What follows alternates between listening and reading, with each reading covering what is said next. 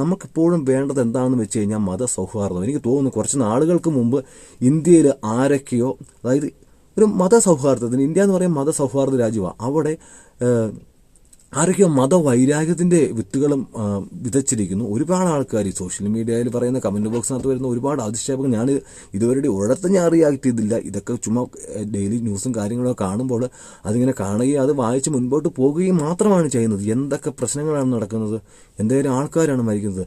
യുദ്ധം ഒരിക്കലും പരിഹാരമല്ല. യുദ്ധത്തിൽ ആരും ജയിക്കാൻ പോകുന്നില്ല. എല്ലാത്തിൻ്റെയും അടിസ്ഥാന പ്രശ്നം മതവും മതത്തിൽ പറഞ്ഞിരിക്കുന്ന കുറച്ച് കാര്യങ്ങളുമാണ് എന്ന് ബുദ്ധിയുള്ള നമ്മൾ മനസ്സിലാക്കിയെങ്കിൽ നാളെ ഭാവി തലമുറ ഉണ്ടായിരിക്കും. അല്ലെങ്കിൽ ഒരു രാജ്യത്തെ പ്രശ്നം ഉണ്ടാകുമ്പം വേറൊരു രാജ്യം ആ രാജ്യത്തിൻ്റെ കൂടെ കൂടും, മറ്റൊരു രാജ്യം വേറൊരു രാജ്യത്തിൻ്റെ കൂടെ കൂടും. അവിടെ ഇവിടെ പ്രശ്നങ്ങളാകും. അവരുടെ ചർച്ച ശരിയാകത്തില്ല, ഇവരുടെ ചർച്ച ഇങ്ങനെയാണെന്ന് പറയും.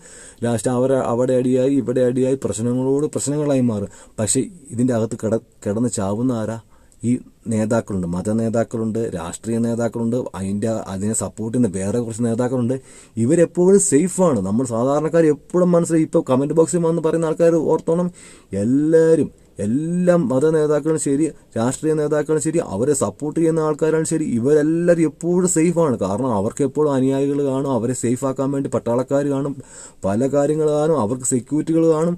പക്ഷെ നമ്മളെപ്പോഴും ചിന്തിക്കേണ്ട കേസാണ്, നമ്മളിവിടെ കിടന്ന് യുദ്ധത്തിന് വേണ്ടി അലമുറ ഇടുമ്പോഴത്തേക്കും സാധാരണക്കാർ ഇതെന്താന്ന് പോലും അറിയത്തില്ലാത്ത കുഞ്ഞു മക്കൾ തൊട്ട് വലിയവർ, പ്രായമായവർ, നടക്കാൻ പോലും കഴിവില്ലാത്തവരെല്ലാവരും ഇതിൽ വെണ്ണീറാകുകയാണ്. നമ്മളെപ്പോഴും മനസ്സിലാക്കേണ്ട ഒരു കാര്യമാണ്, യുദ്ധത്തെ സപ്പോർട്ട് ചെയ്യാതിരിക്കുക. മതമേതായാലും മനുഷ്യൻ നന്നായാൽ മതി എന്നുള്ള ആ ഒരു തിങ്ക് ഉണ്ടല്ലോ, ആ തിങ്ക് എപ്പോഴും മനസ്സിൽ വെച്ചിരിക്കുക. കാരണം ഈ ലോകം പിന്നീടാണ് അടുത്ത ലോകം. ഈ ലോകത്ത് നന്നായിട്ട് ജീവിക്കുക, എന്നിട്ട് അടുത്ത ലോകത്തെക്കുറിച്ച് ചിന്തിക്കുക.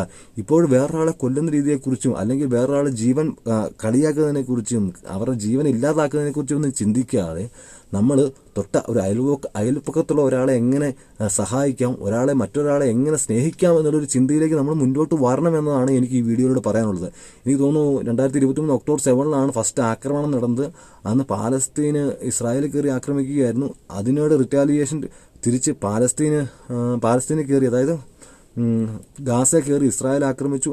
തന്മൂലം അത് കഴിഞ്ഞ് ലെബനനിൽ യുദ്ധം ഉണ്ടായി, അവിടെ ഒത്തിരി പേര് മരിച്ചു, ഇസ്രായേലും മരിച്ചു, ഗാസയിൽ ഒത്തിരി പേര് മരിച്ചു. അതുമായിട്ട് ബന്ധപ്പെട്ട് യമനിൽ നിന്ന് ആക്രമണം ഉണ്ടായി. ഇപ്പം ഇറാനിലുണ്ടാകുന്നു, ഇറാൻ തിരിച്ച ഇസ്രായേൽ മിസൈൽ ഇടുന്നു, അവിടെ ഒരുപാട് പേര് മരിക്കുന്നു, അവിടെ നാശനഷ്ടങ്ങൾ ഉണ്ടാകുന്നു, അതിന് റിറ്റാലിയേഷൻ തിരിച്ചു വെക്കുന്നു. ഇതിൻ്റെ അകത്ത് ഒന്നും അറിയാത്ത കുറച്ച് ആൾക്കാർ അങ്ങോട്ടും ഇങ്ങോട്ടും നട്ടാപ്പാതിരെ ഓടുന്നു. എനിക്ക് മനസ്സിലാകുന്നില്ല എന്താ സംഭവിക്കുന്നത്. അതായത് പലായനം ചെയ്യുമോ ആൾക്കാർ? നമുക്കെപ്പോഴും വേണ്ടത് നമ്മുടെ ജീവിതത്തിൽ ഏറ്റവും വലിയ സമ്പത്തോ അതോ ഇതൊന്നും അല്ല.